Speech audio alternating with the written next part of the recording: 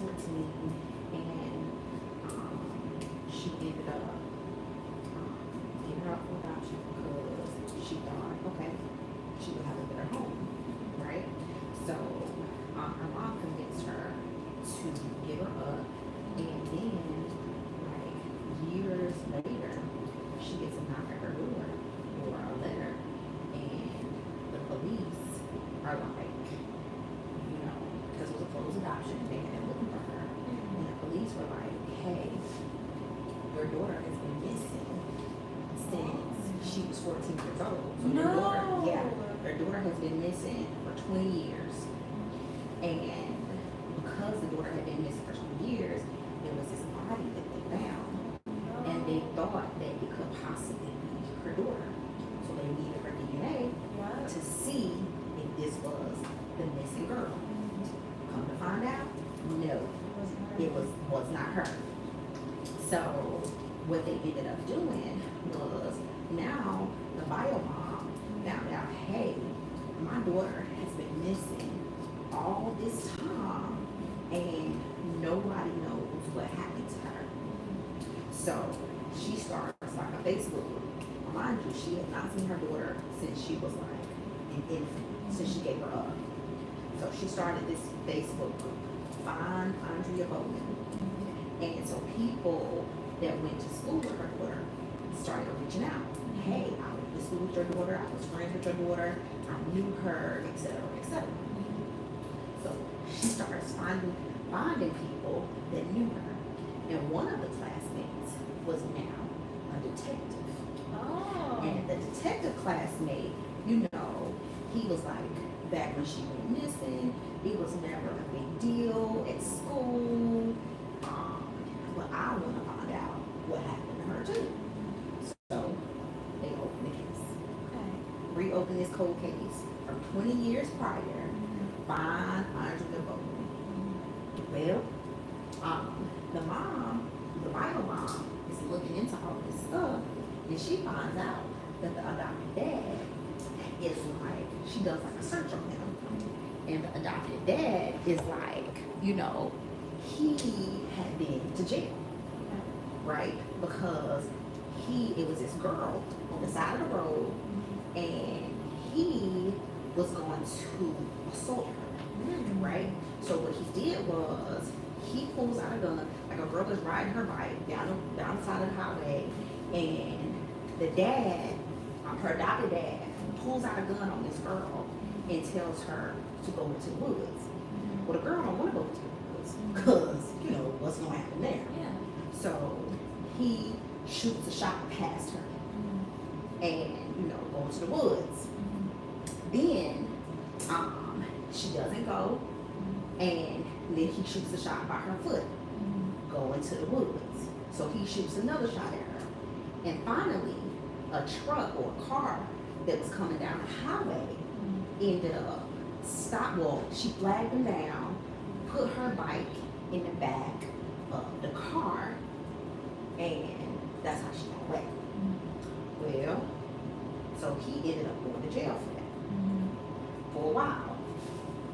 But so then Was this before she went missing? this was before she went missing.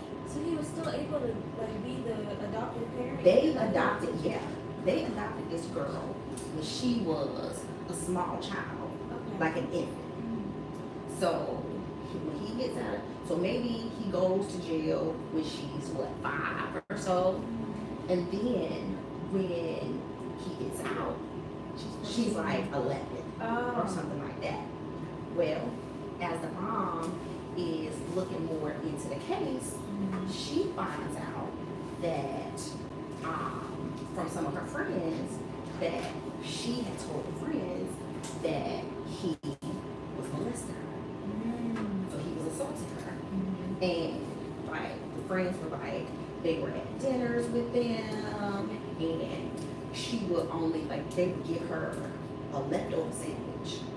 And what a leftover sandwich was basically a burger, like they would have burgers, she would have a leftover sandwich. Oh, so they weren't really treating her good. So the leftover sandwich was basically all the condiments and bread. But so the friends had witnessed him being abusive towards her, and the mama did nothing about it. So now the bio mom is kind of like, hey, I want to know what happened to my daughter, and I think, you know, her adopted dad had something to do with it. So she is like sending them messages. She's calling all the time. Hey, I know you had something to do with my daughter, everything. So she's looking, like, you know how you can look at Google Earth, and on Google Earth you can see like somebody's property, like the aerial view of the property. So she told the detective, he killed my daughter, and she is buried in the backyard, right there. Told him where it was. How did she put that together? I guess the mama knows. Well, she felt like she knew. So, you know, the detective bros are like, hey, we cannot,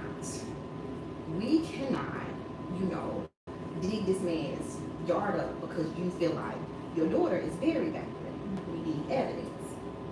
Well, some time goes by. The mama is calling, sending messages. She puts up a billboard outside of his house. She's putting up messages. You know, he, karma is coming for you. I know you killed my daughter, like all of this stuff. So, she's like putting pressure on him so much that it's making the husband and wife run back to the police saying like she's harassing us, type thing. So one day, the police shows up at his door and arrests him. And of course, the bio mom is like, finally, justice for my daughter. But no, there was a cold case in Virginia like 30 years before, and they had some DNA evidence that they were not able to use 30 years prior, but they were able to run that DNA evidence, right? And his name came up. His name comes up in the search, right? And crazy enough, they're talking about it at like some conference, right? With a whole bunch of police officers, detectives, whatever. The person that was doing the cold case of the lady in Virginia ends up having a conversation with the same detective that is doing Andrea Bowman's case, right? So he looks at the list, sees the man's name, and he's like, because like they run the DNA and say, these are your possible suspects. And sure enough, that the adopted dad's name was on the list. So he's like, this is probably your guy. This is probably him. So what do? They go and arrest him for the murder of this lady in Virginia, even though he was living in Michigan at the time. Well, he was, you know, in the military or something like that, and he had duty in Virginia during that time, and went and killed that woman. So now he's in jail for that, but the wife is kind of like, oh, I love you no matter what. I love you, I love you, I love you. I still don't believe he could not have had anything to do with the death, or she still don't even believe the daughter did, right? Like he ain't had nothing to do with the daughter disappearing. Well, so then the police are like, we gotta get him to confess, because there's no way that we can charge him with the crime of Andrea without a body. We don't have a body, we can't say he did it unless he confesses. So they're trying to get him to tell, like, if you tell us what happened to Andrea, then we'll make sure that you go to jail in Michigan instead of Virginia, so you can be close to your wife, right? So finally, after a while, they put pressure on the wife. Let him figure out, like, let him know who killed her. Tell your husband. Well, finally, he says, okay, I'm gonna have a meeting with my wife. I'm gonna talk to her.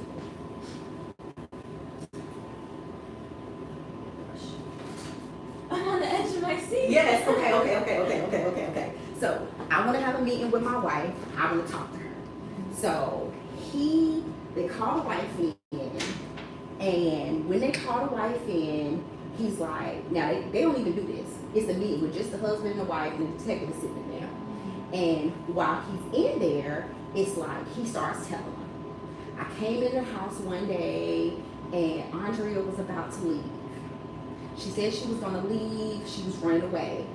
And I told her that she wasn't going to run away. You're not going anywhere. So he says he hit her. They were at the top of the stairs.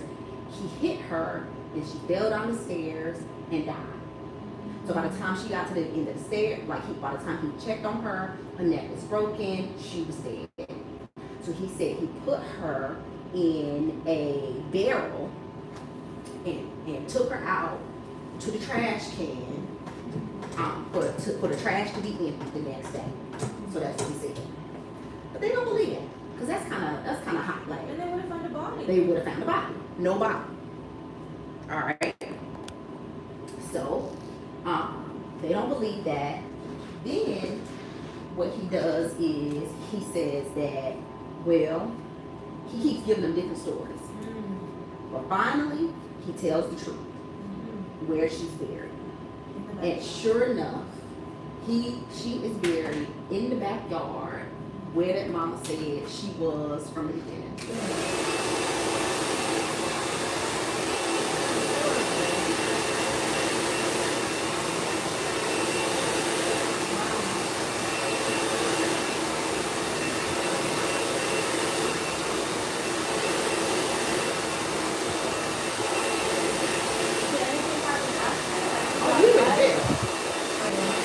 He got convicted for the murder of Andrea and that woman in the building. Yeah. Oh, she said, I'ma sit beside you no matter what. I'ma sit beside you no matter what.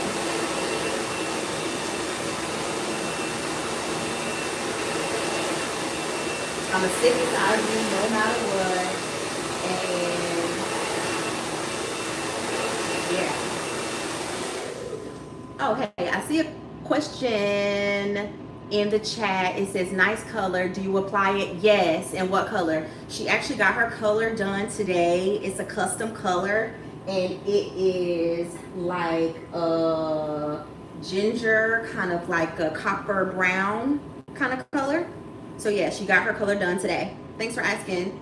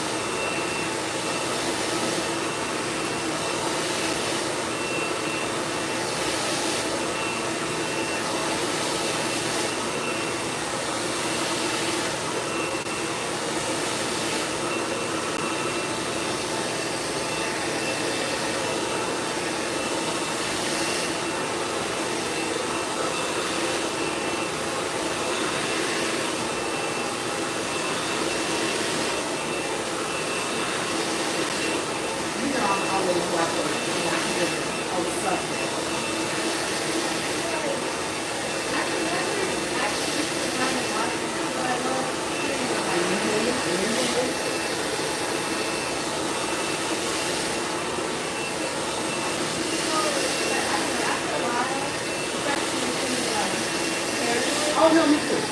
All the way. Yeah. You have to knocking the door, checking on it, making sure it's on. We can just do it.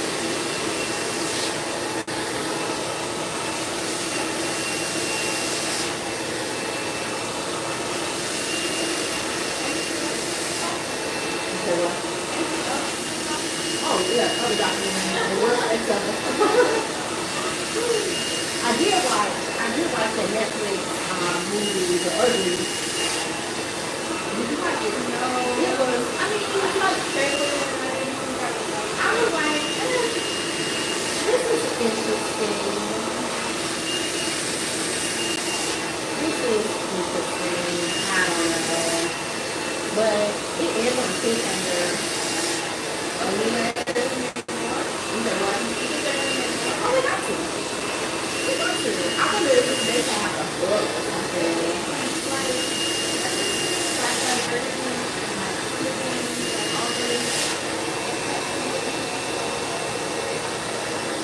Because your hair is beautifully long. Oh.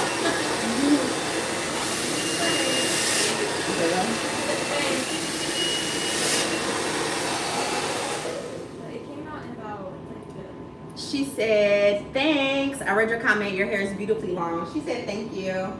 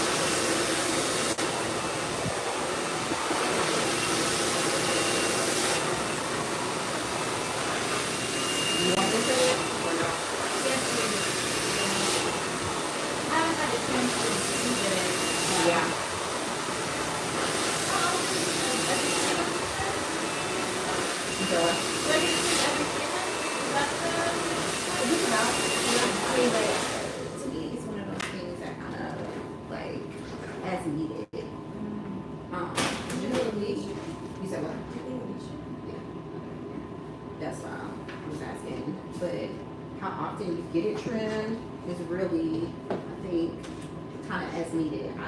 I never like to say, okay, you have to get it trimmed every 2 months, every 3 months, every 6 weeks, because a lot of it is going to depend on what you do to your hair. So, like, girlies who wear their hair more straight more often, you're generally going to need to trim it more often because of the heat. People who wear their hair in its natural state a little bit more, sometimes they can go a little bit longer. But there's some ways that you can know, hey, it's time for a trim. Like, it's tangling more than usual on the ends, or you feel those knots on the ends, or it's not really holding a style, or when you twist it, you have like little straggly pieces. So those are kind of indicators, you know, when it's time to trim. But when your hair is color treated and you're natural, you might have to trim it a little bit more often, but you typically wear your hair in its natural state. So every 3 months seems to be about your frequency. Yeah. I've noticed my hair might look different now that it's colored. Oh yeah. The color is gonna loosen the curl a little bit to me. Or is that what you found? I feel like it's more like it gets drier faster. Oh, sure, that too. And like the sun stay wet as long as it is. And so I used to go like watching it heat, but now I feel like it's better than anything. Like the washes go by really fast, but like it needs a lot more attention. Oh, for sure, for sure. So this is just like chemically treated hair versus hair not. Yeah, you need to. Natural hair is dry anyway. So once you add that color, it's like I'm thirsty. You gotta make sure to keep it moisturized. That's gonna tell it is. One consumption, all of this stuff. And like before, I would say, before when I was like straight up, I really didn't like my skin. Because I felt like it got dry faster. But like, I don't know, I feel like every time I do it right out, it really helps me out.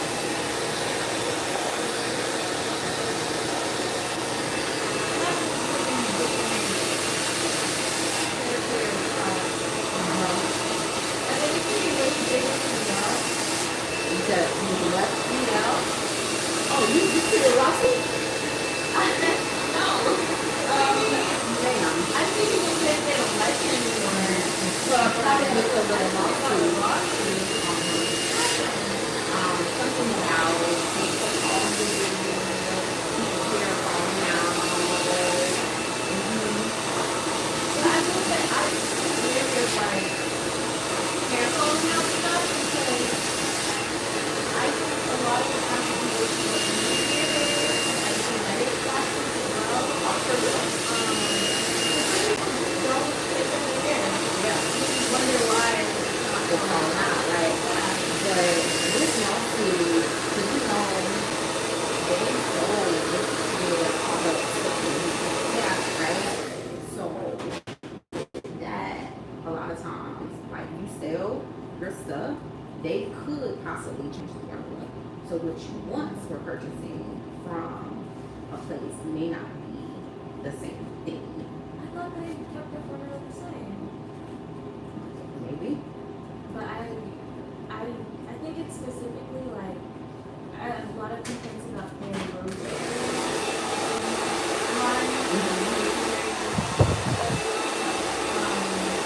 but I tried that one once and it was really strong and like too much in my hair. So I think that is the area like I know people have been switching up on it. I really like pattern though. Pattern? I've never used it before. Yeah, I've never used it before, but I would definitely look at the lawsuit. I probably would discontinue power. Oh, but read what it says with the specific products that are in question.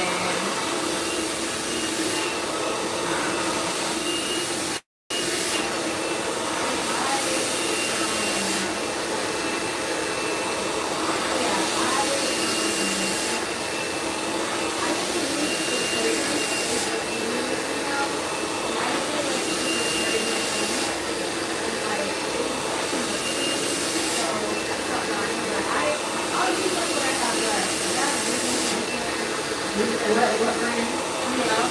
Okay. I have some of their products there. So I'm just gonna use whatever they have and not buy it. Well, I wasn't planning to, but I'm just gonna see what they have because I really like it. I like sacred too, but I've never used it before.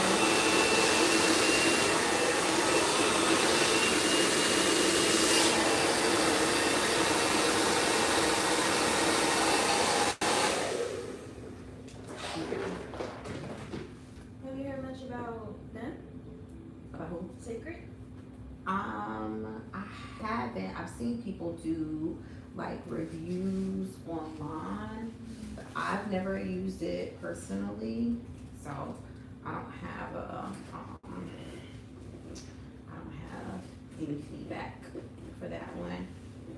What products do you make? I use a lot of design essentials, influence, some of the treatments that I like, the Moroccan line. I like some Sebastian treatments. I love some of Mazzani's scalp cleansers and scalp scrubs. Those are cool. But those are really it. Yeah, that's really it. For design essentials, they have a lot of different, like, I think their shampoos are super moisturizing, which I love. And even like the tea tree, ones, like sometimes you can get something that's stimulating for your scalp, but it will leave your hair super dry, you know? So with that, it's kind of like, I don't like that. But their peppermint shampoo is peppermint and aloe. So it's stimulating with the something with the scalp, but it's not going to leave your hair super dry. So I like that. And then the almond avocado, I feel like you can almost comb through your hair, add a shampoo bowl with that, honey cream, super moisturizing. And then the conditioners are thick, and especially for natural hair, I really like. And then Influence just came out with some, like they with some sea moss products. And you know, sea moss is supposed to be really good for hydration, all that good stuff. So the sea moss products, they're good. And then they have some conditioners and shampoos with DHT blockers. And DHT blockers are good for hair loss. So the DHTs are supposed to increase like hair loss in people that experience increased shedding or hair loss, but have some shampoos and conditioners with the blockers, which I think is really nice. So like, how does it work? It basically, what it's basically going to do is whatever ingredient they have in the shampoo and the conditioner is basically going to prohibit those DHTs from being able to basically promote the hair loss and have the hair fall out. So a lot of the hair loss treatments, I've seen other shampoos and conditioners, and that's what they are targeting. And apparently, when you block the DHTs, that's the thing, like whatever shuts off that signal, and it'll allow the hair to continue to grow. But the DHTs is like your hair has different phases, right? Like the growth phase, and then the shedding phase, and then, but basically with the DHT, it's basically signaling the hair to go through the shedding phase, but it stops it from getting there. So I thought that was pretty cool.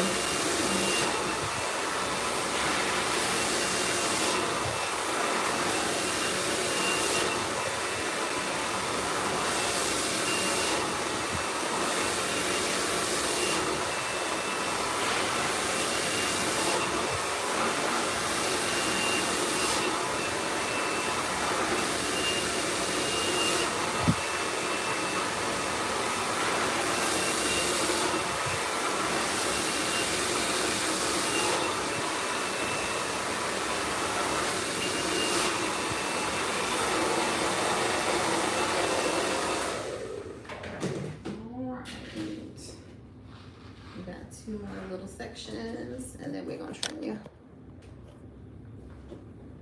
Sounds good. Here you go.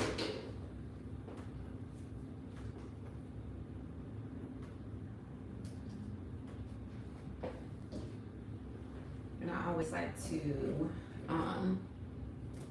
for the folks that are online, I always like to detangle first before I blow dry. But then I'll just go through and detangle again and actually stretch the hair out and blow dry it in its stretched state. And then I'll go back through with my brush when it's kind of stretched already.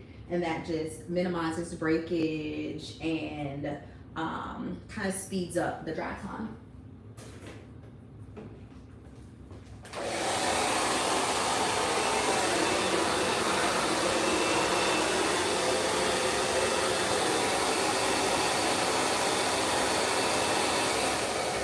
Yes, I did put the color in too.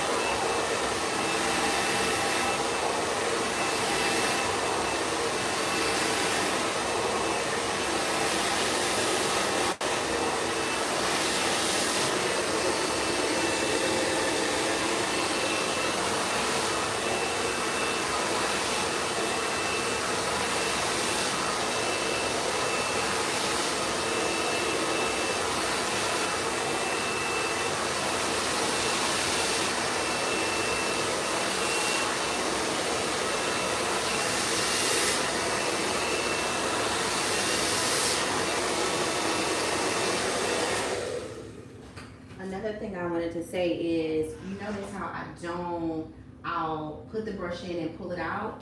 Anytime I'm hitting a tangle or something like that, when I'm blow drying, I'll pull it out and put it back in. So I don't force the brush to go all the way through if it doesn't want to. Like, that's why you wanna make sure you detangle first, but sometimes hair that has tighter curls is gonna want to go back into its curly state. So to reduce the breakage when you're going through, if you hit a snag or it doesn't want to go through, just stop, put the brush back in, and you'll see me do that while I blow dry this last section.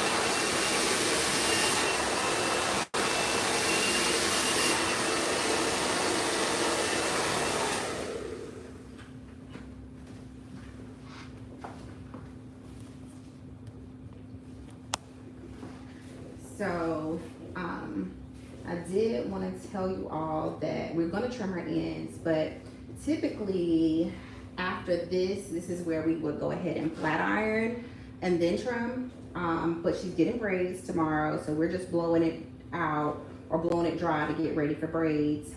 But the key to any good flat iron service is a great blow dry. So you really want to make sure the hair is as smooth as it can be when you blow dry it. So that means you're not working as hard when it's time to flat iron. So taking that extra time to make sure the hair is stretched from the roots to the ends is a good way to not work as hard and cause heat damage while you are flat ironing. So the only thing that we used today to blow dry her hair was the Design Essentials HCO leave-in conditioner. And typically you want to stay away from any oils while you are blow drying, because it can cause a lot of smoke and all those things, and we don't want that. So I'm gonna give her a quick trim. So I really appreciate you guys stopping in. If you have any questions, you can post them in the comments, and I'll be sure to answer those before we sign out today. So head down slightly. So before a trim, you just want to make sure the person puts their head down slightly. It just makes sure you get the most even trim. And we're just gonna nip these ends just a little bit. A lot of braiders don't like super straight ends, but we gonna make sure that we give her a little trim before her appointment tomorrow.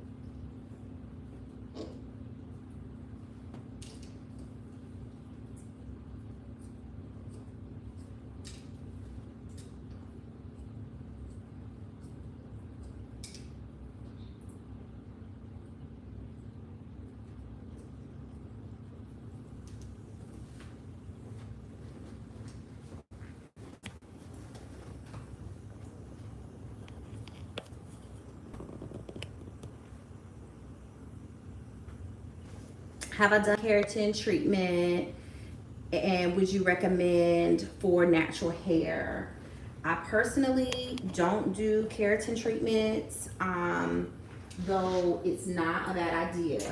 I do what's called an STS treatment, and what the STS treatment does, it has amino acids. So your hair is still gonna be natural, but it just allows the hair to stay straight longer. Some of the issues that some people have with keratin treatments, not saying don't get them, but do your research before you go to somebody who does a keratin treatment.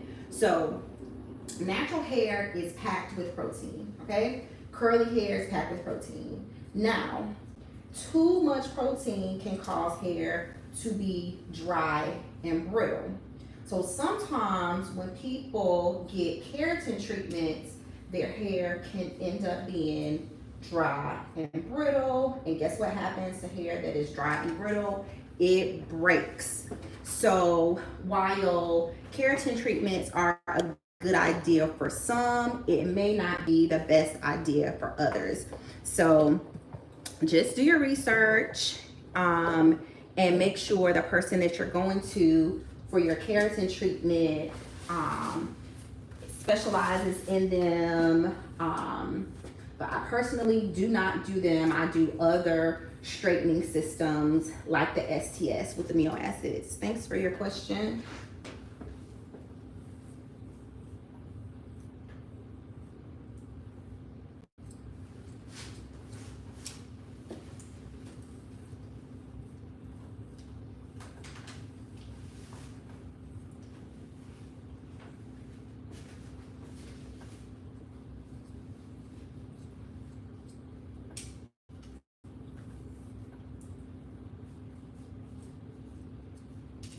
So you see going through trimming like this because she really doesn't have layers, but she's got some hair at the bottom that needs to come off. So I don't want to give her layers, but I do want to make sure that we address any of those ends that need to go.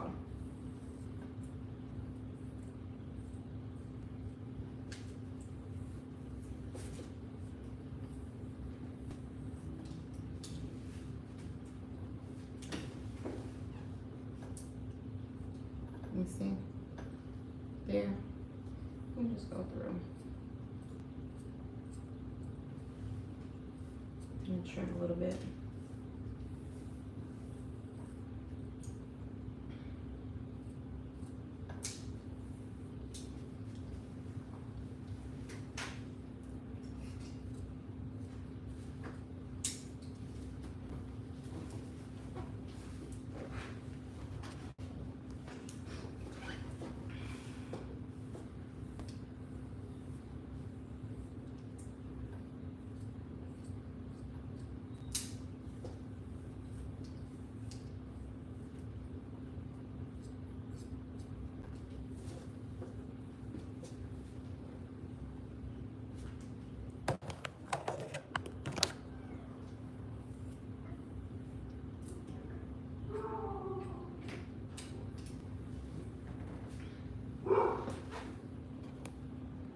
So from here, what I normally would do if we were blow drying it, we would add some type of, flat ironing it. I would add some type of serum and then go ahead and go through a flat iron. But again, she's getting braids tomorrow, so we won't do that. Oh, is aloe vera good for natural hair? Absolutely. Aloe vera is excellent for natural hair. It's gonna provide a lot of slip, a lot of moisture, especially for pre-shampoo treatments. I was telling her about Design Essentials makes a peppermint and aloe shampoo, which I love, love, love. It's gonna give you that stimulation, but sometimes when you see tea tree, peppermint, eucalyptus shampoos, they tend to make the hair super dry. But that peppermint shampoo with aloe, it gives you the stimulation for the scalp. It's gonna allow your scalp to be good and cleansed, as well as still feel hydrated after. So yes, aloe is excellent for natural hair. You can get your plant from the grocery store and use that, or just look for products with aloe. Sometimes it can be beneficial when you're detangling and doing some type of pre-shampoo treatments. So thanks for your question. So I am finished, and I appreciate everybody for logging in to the live today. Check me out, subscribe, like me on YouTube, and yeah, thanks, and I'll see you next time.